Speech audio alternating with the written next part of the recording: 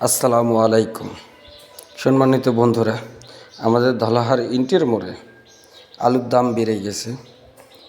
500 টাকা মন চলতেছে আলু। এই আলু একসময় আমাদেরকে কান্দাইছে। 150 টাকা 200 টাকা মন, তারপরে আলু মানুষ নেয় না। আর এখন আলুর দাম বেড়ে গেছে।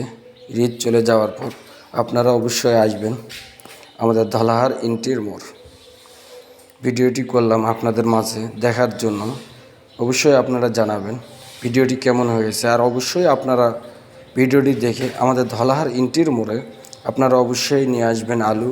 এখন অনেক দাম আছে, গৃহস্থ অনেক ভালো লাভবান হবে ইনশাল্লাহ, আশা করা যায়।